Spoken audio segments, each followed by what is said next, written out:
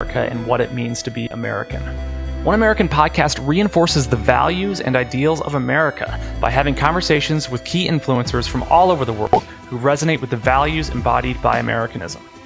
If you believe in things like the right to life, liberty, and the pursuit of happiness, and want to be part of the conversation with others who do too, then you're in the right place. So before we get into this episode, I'm asking you today as one American to tap the like button below and subscribe to the channel. This engagement really helps these conversations reach as many viewers as possible. Make sure to comment "I subscribed" below, and I'll do my best to respond to each and every comment. My name is Chase Geiser, and I am one American.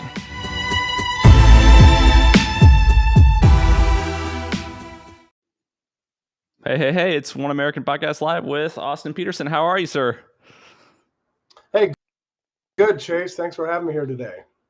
Hey, thanks for coming on. I just wanted to connect with you. I've been following you on Twitter for some time. I don't even know how long, and really interested in your posts and sort of your story, and just wanted to kind of talk about you if you like talking about yourself.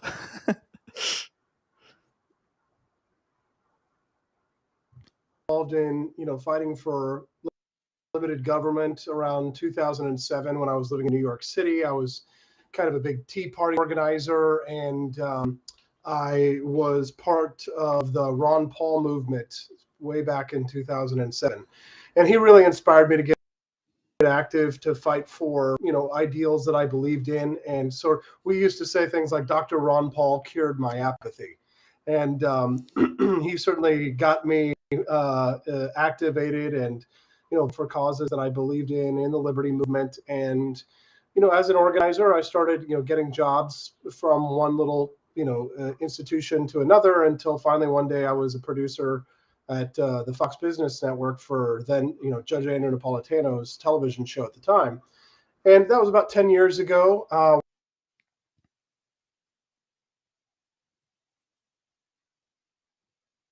One thing led to another. I ended up running for president myself. And that was real issues. But it was good on all those privacy issues, which, when I first got into the movement, a lot of conservatives were not on board with things like, getting rid of the Patriot Act, which, after we've seen what happened on like January 6th with the FBI and all the spying and all of the terrible destruction of civil liberties that's gone on, especially with COVID-19, a lot more, I would say, conservatives are on board with libertarian views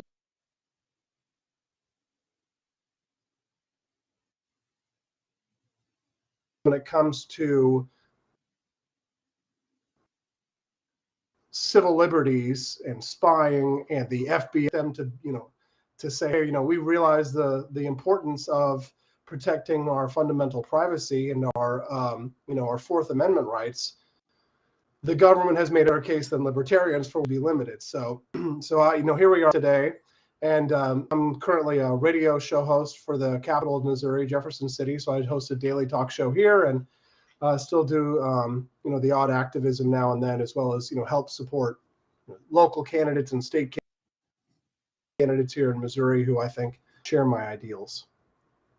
Absolutely. Well, the interesting thing too about the Patriot Act, there's many interesting things about it, but one of the things that fascinates me the most about it is that it was something that was passed in the name of safety after 9/11, of course, and it fails to prevent things like the Boston bombing, which of course was a terrorist act, yet at the same time it succeeds abundantly in violating our Fourth Amendment rights. And Edward Snowden revealed that, it made that abundantly clear, whether you like him or not, and how he handled leaking that information. He did make it abundantly clear that our Fourth Amendment rights are constantly being violated by our government. And what's alarmed me the most, after all of those facts were revealed by Snowden, how little recourse there was for anyone in the intelligence community.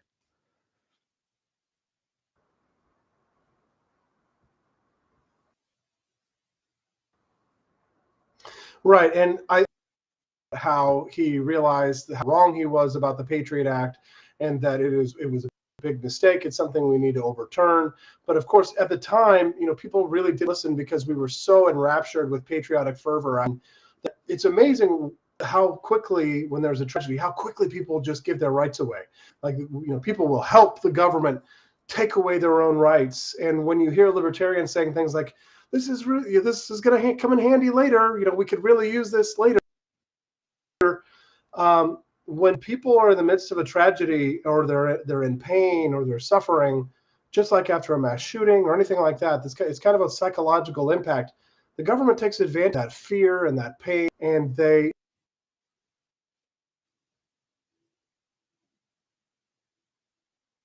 use that as an excuse to take away our rights in the name of helping us or keeping us safe. And it never works out well for us in the end. Yeah, absolutely. And I think we saw that that overwhelming example of that with how the COVID response was. Here we are 2 years later, several $1 trillion in spending bills, constant lockdowns, masks on children in schools, and everybody wound up getting COVID anyway. So what was really the effect of all the action that was taken by mankind against this virus? And what should we have just let it rip? It seems like we should have. Probably.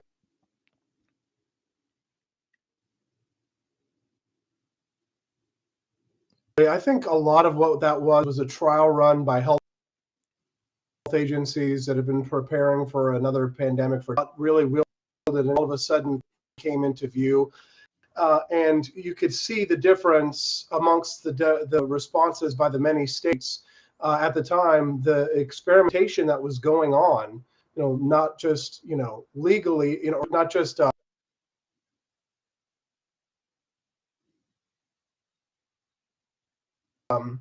health-wise, but from a legal perspective,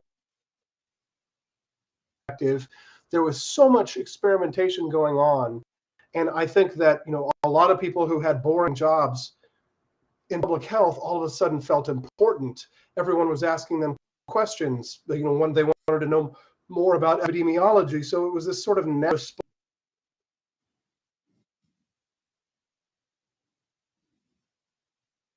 by many public health officials. It's the old Lord Acton quote: "Power corrupts, and absolute power corrupts." Corrupted him. We saw him turn from hero to villain overnight. Now, there were a lot of people who said that he was always a villain, and there were some people who even woke up to that, during the crisis over the last couple of years. But I do think that it was, for many public health people and for many people who have powers through the bureaucracy or the deep state, the people who stay in power no matter who gets elected or not, right? The unelected bureaucracy. I think for a lot of them, they said to themselves, well, even if it's not that dangerous, we should probably, one, just have an abundance of caution to look out, save our own skin. And two, this is a really good trial run for us if we have,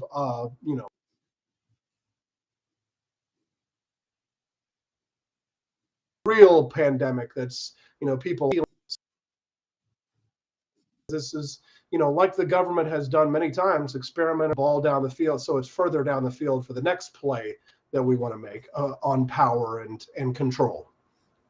Yeah, and another thing that was so fascinating to me about this jump was how quickly people went to trusting big pharma. And not a lot of people know about this, but if you go back and study the pharmaceutical companies in the 1980s, the number of hemophiliacs, for example, the Ryan White story is a famous example, who were infected with contaminated blood products and got hepatitis and HIV from blood transfusions and medications that the pharmaceutical companies knew were contaminated, including Dr. Fauci when he was at the NIH. And they knew they were contaminated for several years before letting parents know that they were injecting their kids with HIV and hepatitis. And after it was made illegal in the United States to distribute those medications, what did they do with their remaining stock? They just exported it overseas and sold it to overseas customers. And so I did a lot of research on this recently. I'm a hemophiliac, so I'm familiar with what happened, just because I grew up in the culture with the hematologists and stuff, and I'm aware. But like 10,000 hemophiliacs died of AIDS because they were injected with HIV by the pharmaceutical companies without their parents being informed that it was a risk of the medication. So it's not the first time that pharmaceutical companies have sort of taken profit first over safety, and that was really the only reason that I was skeptical of the vaccines at all. Was not any of the evidence or any of like the anecdotal videos of people limping around or anything like that. It was just the fact that I knew from my experience growing up that these pharmaceutical companies weren't just to be inherently trusted. Trust is something that has to be proven or earned first, not just given readily to these companies. See that, and the sad thing about scientific experiments when it pertains to humans, the sad reality is that there always has to be a control group, right? There always has to be a group of people who get the placebo, who get the sugar pill, right, instead of the treatment. And that was kind of one of the lessons of the Tuskegee experiment, is that the sad tragedy of the African American soldiers was that they were the control group in the experiment. It was the white soldiers at the time who received the treatment, and then the African American soldiers were the ones who were the control group, who got the placebo or the sugar pill, right? And but I mean, you should take heart in that, because if you look at, for example, the vaccines, a lot of people looked at the vaccine and were like, "Oh, this is experimental, right? This hasn't been tested yet. This is why I've decided not to get the vaccine." I never understood the response, the vehement response by people who said, well, we have to mandate the vaccine, because the people who decided not to get the vaccine were the control group, right? And for the party of science, and the people who said, well, trust the science, or I am the science, you should have just, you could, and rather than go in and try and force everyone, which has caused this mass reaction in places like Canada, where the freedom truckers are now shutting down their entire government because of mandatory vaccination and other things, policies as well. You could have just understood that, part of the scientific process is that there is a control group. If people who were unvaccinated decided to remain unvaccinated, if your vaccine is so powerful, then you should see, after a small amount of time, you should see that there would be a negative result for people who are unvaccinated. Now, I don't think we're on a long enough timeline yet for us to really make a perfect determination of that yet. But I just never understood the desire to force people to get vaccinated in this kind of a scenario, when the reality is that these were people who were volunteering, according to their views, volunteering to be a control group, which you need in this kind of a scenario. Yeah, that's a really good point. I never looked at it like that. And one of the things that's so bizarre to me about it is, first of all, if you actually look at the mortality rate of the virus, it's about 2.7 times deadlier than the seasonal flu, if you believe the data, right? So it's about like as deadly as 3 flu seasons in a row, right? And if you look at the efficacy of the vaccines, it's certainly questionable, right? I'm not saying that it doesn't help at all. I'm not saying that it doesn't reduce the severity of the illness, but it's certainly questionable, in the sense that I suppose that anything scientific is inherently questionable. And so what was really alarming to me was how adamant the policymakers were about insisting on vaccination, when we have a virus that isn't seemingly lethal enough to warrant this sort of radical response, and B, the solution isn't seemingly effective enough to warrant the radical response. And so what was the deal with the push? What was it, just to make money? Yeah, I think there was a financial aspect to it on behalf of many of the pharmaceutical companies. Right? They saw a free revenue stream, because again, the vaccine was, quote, free to us, but the government was paying the companies to manufacture this. And I don't hesitate to say freely that I got the vaccine. Sure, me too. And but here's the thing, like I have not gotten COVID-19 yet, to the best of my knowledge. And I've gone through with the PCR test, I believe, is the antibody test, to see if I've had an infection yet. So, to the best of my knowledge, the vaccine, may be effective for me, but it's just really difficult for us to know anything certainty. A big problem with this is the psychology. It's not just what we see, but there is what is unseen in all of this one. And on the psychology front of this one, people want to have answers immediately. They want to know answers immediately. And where I think our public health officials screwed up, is they didn't say enough that they just don't know. They would give us definite answers. They would say it's 90-something% effective. And then all of a sudden, so that was a lie, right? But, and so that's why public confidence in public health has dropped precipitously. I got lucky, and I lived in a mostly rural area.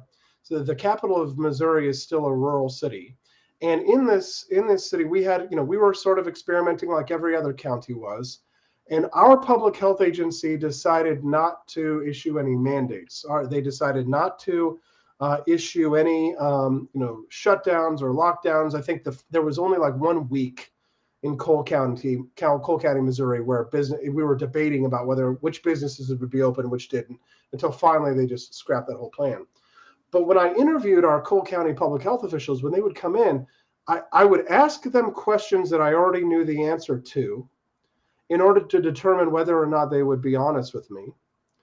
And they would always answer the questions in a manner that showed me that they knew what they were talking about, and too, that they were being honest, which engendered my trust. And then the next part that was really important was that when I asked them questions that I didn't know the answer to, and I really wanted to know, if they didn't know either, they said they didn't know, that we don't have enough information at this time, that we're going to have to gather more data, and we're going to have to get better at data collection. I mean, that's really one of the, again, what is unseen was the way what we've learned in all this is the way we collect data on pandemics is screwy. Caseload amounts, mortality rates, hospitalization rates. And because the way we collect data is screwy, and because the way we understand data is screwy, it was so much easier to manipulate people because, there's the old saying, lies, damn lies, and statistics.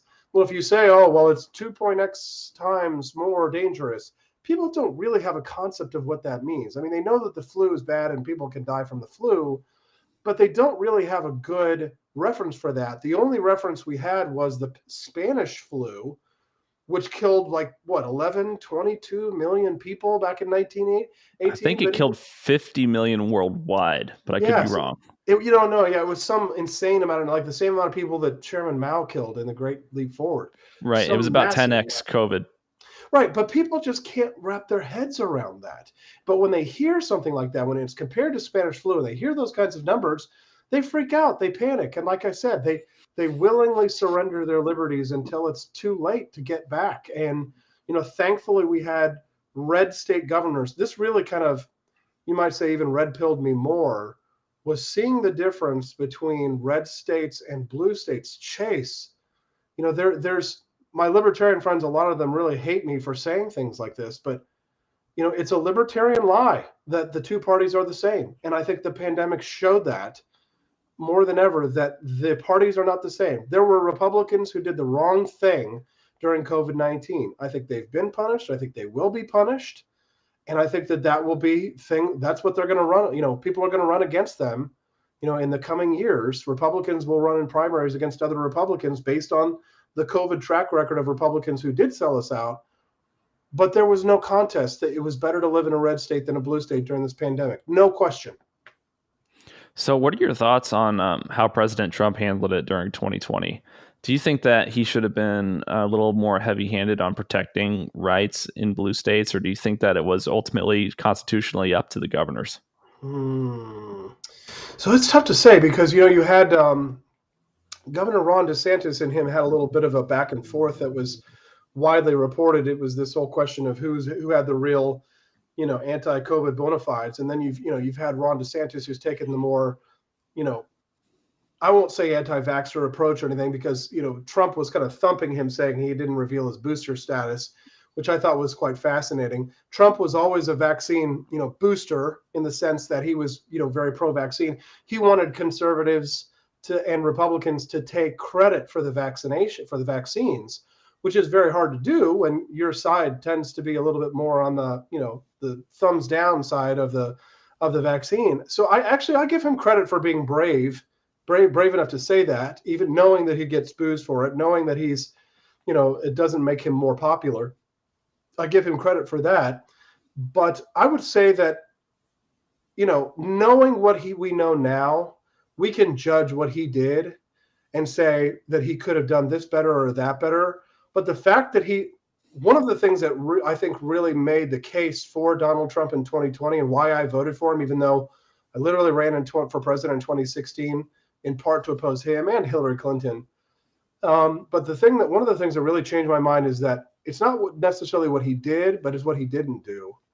He really, I believe, could have become a tyrant. He could have become an absolute dictator when the pandemic kicked off and issued nationwide mandates and proclamations, emergency power proclamations.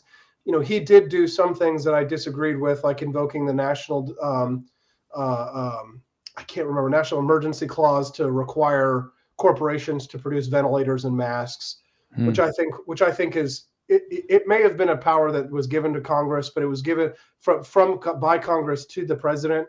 But I believe that power was wrongly delegated to the president of the United States and to give them unlawful authority over corporations. Presidents should not be telling companies what to produce. But overall, the fact it's not what he did do that I think was the problem, or that I think was the what really made President Trump a good leader. It was what he did not do. He did not become a Justin Trudeau, right? If President Trump, if he had won re-election, I don't think we would have to worry about OSHA mandates, federal OSHA vaccine mandates, even though Trump is a big fan of the vaccines, even though Trump is in favor of vaccines and getting vaccinated, and he's thumping Ron DeSantis for not saying it.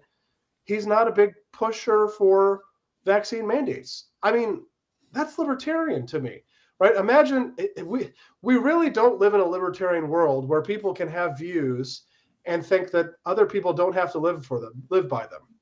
The prevailing view, whether you're a Republican conservative or a liberal Democrat, the prevailing view amongst those two groups tends to be that my views are brilliant and should be enforced through government. But my view is more of the H.L. Mencken, Donald Trump view, which is that it's always the idiot whose idea thinks his ideas should be enforced by government. And so it was what Trump didn't do in taking dictatorial power that really impressed me. I think we would be better off if he would have been reelected. If he becomes the nominee again, I'll vote for him. Despite my disagreements with him as a radical, basically almost an anarchist libertarian, I think that the Trump administration had its flaws, but looking at the state of the economy now, looking at the conflict I don't think we would be getting in conflict with Ukraine over Ukraine, that's for sure. So there were a lot of benefits that the United States received from having a Trump White House versus what we have right now, which has been a complete disaster. So what do you think the solution is? Because this kind of ties into the big tech censorship argument, or conversation rather, not even argument, conversation. And that, traditionally we have this constant risk and power structures of an individual gaining too much power and becoming a tyrant. And we have this sort of unique situation in the United States today where a lot of the constitutional rights, namely the First Amendment right to freedom of speech, the violations of those rights have been outsourced to private companies in order to protect legislators from, being held accountable for violating the rights. Right. So if Elizabeth Warren, for example, wants, Facebook to crack down on misinformation as she deems it, she can send out a bunch of tweets threatening antitrust legislation. And all of a sudden you see within 6 months, Facebook buckles. Right. Or you can have a situation in which the White House says that misinformation needs to be cracked down on media outlets. And then within 2 weeks, Joe Rogan deletes 110 episodes of his podcast. And I'm not saying that the Joe Rogan one is a definite correlation or causation, but it definitely causes one to, take a second look, right? And so I think regardless of whether that's a direct connection, we do certainly have this situation in which we have a real threat to freedom of speech on these big tech platforms. And you, as someone who's been in the libertarian fight for a number of years, you ran for president in 2016. What are some of your thoughts on how we can solve this problem? Because it doesn't seem sustainable. Boy, this is a real complex issue, but it's definitely one that I love to talk about with my audience. And I'm glad you brought it up because I'd love to hear what you feel about this one. I'll tell you that I think what the White House has done is a violation of the First Amendment. That's my view. I think that when the government asks a private company to censor speech, if the company behaves in such a way as to acquiesce to the White House, that is a violation of the First Amendment. Because if the company had done that on its own, I might have said, I disagree with this company's policy, but they have the right to do it. But now that now that the situation has changed and they're actually acting in accordance with the White House's requests, that I believe is grounds for a First Amendment lawsuit. And it's, it'll be up to the, courts and law. We're going to have some proper lawsuits on this one.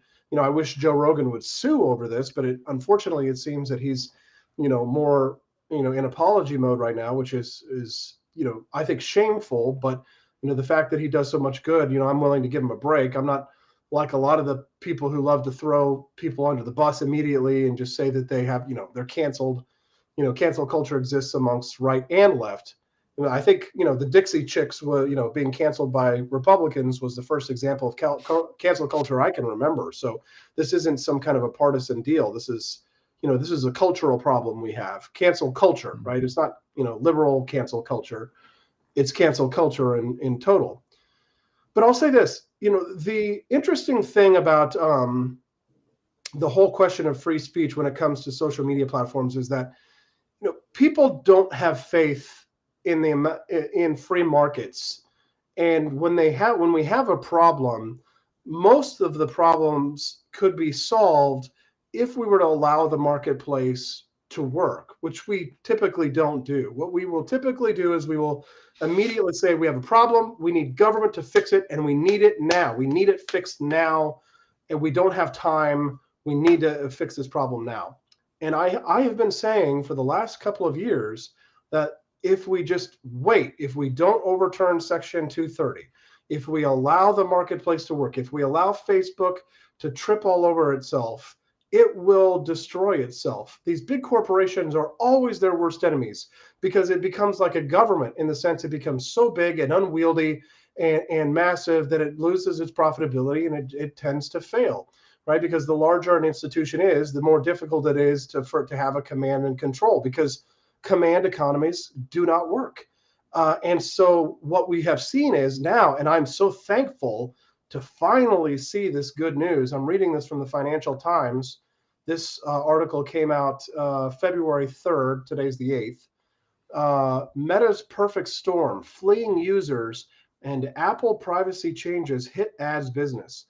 Facebook experienced the largest single-day drop in market capitalization for any company. They are facing a perfect storm of headwinds. My fear was always that if we had issued regulations, Facebook would have been in on the negotiations. They would have called for regulations because the big corporations always say we need smart regulations. Smart regulations. Well, that just because it weeds means, out the small business competitors. yes, of course it does. And Facebook would have been enshrined in law. They would have been protected. They would have asked for protection because if they're submitting to regulation, well, we're going to work with you on regulation, but you also got to give us something in return. And Facebook is now getting destroyed by TikTok. I don't know if you read any of the Wall Street Journal investigative reports that were dropped on Facebook. I call them Facebook, but Meta. Sure. That showed their attempts to try and reach out to young people because they realize young people are fleeing the platform in droves, and that the reason why their stock price cratered in part was because user growth is slowing. They're not adding new users because people see this as kind of an okay boomer platform. Apple's new privacy changes make it so that Facebook's app can't just send a notification to its own users on their phones like it used to, because Apple has said, no, we're going to protect the privacy of our users, and we're going to stop Facebook from doing that. If people don't use the app after a couple of months, we're going to turn off all these location notifications, all these spying things. The market is starting to solve this problem better than how any okay boomer congressman would do. It's an insult to young people to watch boomers in Congress talk about the Facebooks and the internets and memes and all of this stuff and to try and push regulation for platforms that they clearly don't understand. And so now, Apple is now regulating Facebook. Apple has issued free market regulations against the privacy and the invasive privacy killing behaviors of Facebook. That is an example of the free market acting to protect our freedom, acting to protect our privacy. But it's not something that if you take this to a meeting of the National Conservative Caucus, if you take this to the Josh Hawley caucus, or if you take this to the Josh Hammer caucus, or if you take this to the Sarab Amari caucus, if you take this to the big government Republican caucus, they don't want to hear that, okay? They have an interest in control and command economies. They believe that a control and a command economy is effective. It's not. they're wrong. And here's an example, but they will do what many other tyrannical minded type people will do. They will ignore the evidence that doesn't confirm their biases and only look for evidence that confirms their biases. Maybe I'm guilty of the same thing, but I can say with evidence that it is a lie that the free market isn't regulating social media, because it is.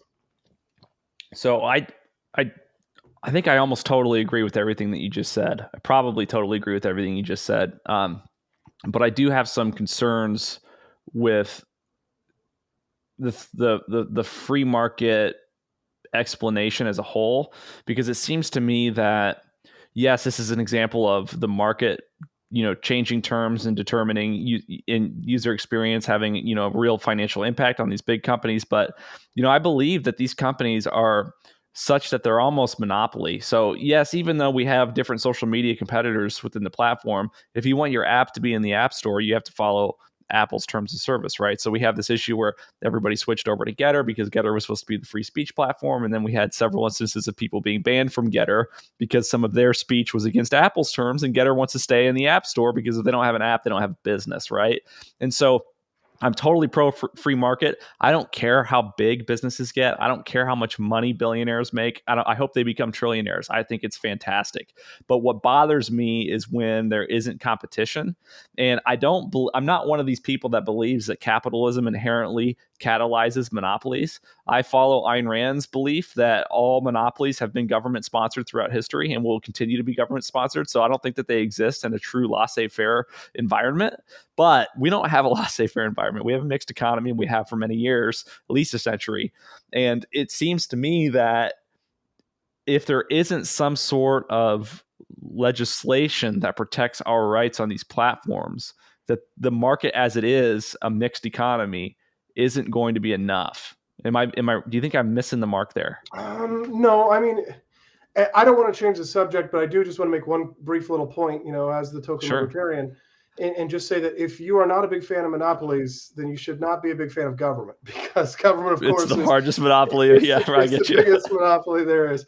But Right. I will say that there's natural monopolies, right? There's monopolies of utilities that are granted typically through licensure, typically through the government hands it out, as you've recognized, and Ayn Rand pointed that out very, very effectively. We live in a brave new world, and for a while the internet was the Wild West, right? And to some extent it still is. You can set up your own server, host your own website.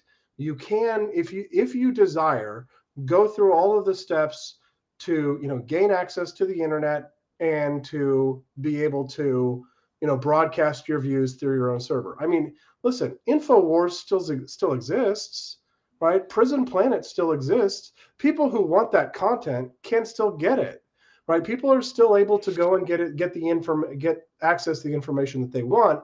And as someone was saying on my show today, what they think that the future is going to go to, which I think is a little bit sad, but I think it's probably necessary.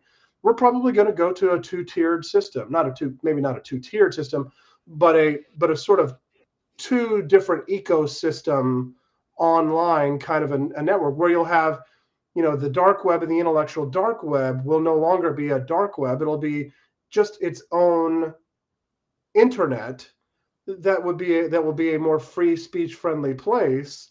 And then you'll have the main internet that will be maybe the less free speech friendly place.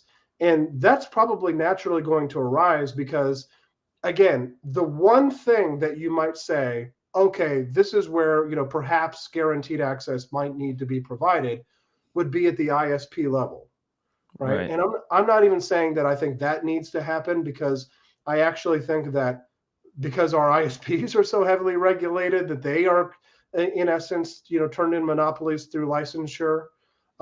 However, I will say that as long as you can have access to an ISP at that point in time, and I know that people hate when libertarians say this, you can build your own server, you can build your own website, but people are lazy. Especially conservatives, and conservatives have been behind the ball on technology for years. And what has really been pissing me off is that, I'm out there kind of evangelizing for Web 3.0, and I get this whole, boomer shtick, not just from boomer conservatives. I get this boomer shtick from like Generation Z, Gen Zoomers, Generation Z, when it comes to the idea of building your own social network on your own servers, the old-fashioned way. And I'm like, do you know what a Bitcoin farm is and how that exists? So you can build a Bitcoin farm, but you can't build your own server and host your own website and create a social network in your own way. Now, have there been, examples of punitive targeting through the financial system, shutting down of people's ability to do commerce online and things like that? Yes, absolutely. But a lot of the big problems are the fact that conservatives run their software very ignorantly and run their programs very ignorantly on their enemies' platforms. I mean, honestly, I don't want to be too mean to the Truckers for Freedom because I believe in their cause, but whoever decided to use GoFundMe for the Dumbass. Truckers is a humongous idiot. Yeah. Right? You were not paying attention to what's been going on. And I guarantee you that if I sat down with that person 6 weeks ago before this all happened, they probably would have been some kind of a boomer con who would have said, well, we need to regulate social media. We need Elizabeth Warren and Bernie Sanders to decide who gets to have free speech online. We need to give power to the government to do this. It'll be different when we do it. Let's start a GoFundMe. And again, it comes down to a lack of knowledge about technology and its foundations and who owns these platforms, and a laziness on behalf of conservatives to build their own platforms in certain ways. Not in all cases. There are plenty of great people who have tried to do good things online that have been squelched and have been pushed to the side. But again, it was with the Amazon servers with Parler. They should have known that Amazon was unprecedented, though. Yes, that was pretty unprecedented. That even blew my mind. And I'm someone who knows that government is just always steering in the direction of tyranny. Oh yeah, but again, we have to set up our own institutions, and we have to stop demanding access to institutions that we do not own. Because if you don't own it, this is when I talk about Web 3.0. I'll go back to this. I've been telling my conservative friends, you need to invest in Web 3.0. You need to own these platforms of the future. If you let Meta and you let Microsoft and you let Google and you let Apple be the only people who are invested in Web 3.0, we're going to get the same tyranny that we get now with Web 2.0, only now, your free speech is gone when you're on a headset. The only thing you'll be able to use your headset for is to play Beat Saber, right? But invest. Be an investor, right? So now what is Web 3.0, just for the audience? What's the deal? Web 3.0 is the transition from looking at two-dimensional screens like we're seeing each other right now to a 3D virtual environment. So if you and I decided to do this podcast maybe 4 or 5 years from now, we won't be doing this podcast in a flat screen and you're only seeing this side of me, right? You get to see my juicy derriere. You get to walk around me. You get to see what Austin looks like from all angles if I have the camera set up for it, which of course podcasters are going to take advantage of. Sure. But Web 3.0 will take the web from this flat 2D scenario to the glasses that you're wearing now. We'll be able to project a screen for you, kind of like Google Glass, kind of like Mark Zuckerberg's Oculus. These technologies are already here. They're being rolled out. They're being perfected. I've already tried the Oculus myself, and while I was a skeptic at first, I'm now full-blown, okay, where can I invest? Where do I need to spend my money in order to prepare for the next generation of the internet, which I think will exist mostly virtually. I think it will become passe. It'll still exist that I will have like video conferences like this in 2 dimensions. But I really think in the future, we're going to want to have that virtual experience, which the pandemic has accelerated, this desire for us to work from home, but still to have that same kind of collaborative effort, be able to write down on a virtual piece of paper, share it between the two of us, and to work in that kind of in an environment. I think that'll be very attractive to young people, mostly because I look at how girls react to technology. If my wife is like, oh my God, I love this. This is so fun. This is cute. Great. If only guys like it, it might be a while until it gets adopted. But when the girls are like, this is fun. I really enjoy this. I'm going to learn how to do this. I'm like, this is going to have mainstream appeal. This is going to get people interested. So Web 3.0 is what we're doing now, except, a virtual avatar, right? So 3D. Okay. So am I confusing it? Are Web 3 and Web 3.0 different things? Because I thought Web 3 was like a way to build websites and web apps on the blockchain network. And maybe I'm just totally off base on this, but there's been a lot of talk about building a blockchain internet that's uncancelable or uncensorable. And I don't know if you've given any thought into that or research into that at all. I'm big on crypto. I've heard about plans to make that, but I'm not an expert. I couldn't say that. All I know is Web 3.0, from what I've understood, NVIDIA, Microsoft, Facebook, Apple, they're all building these virtual worlds. There are virtual worlds that already exist. Roblox, Minecraft, Destiny, Grand Theft Auto. These are metaverses.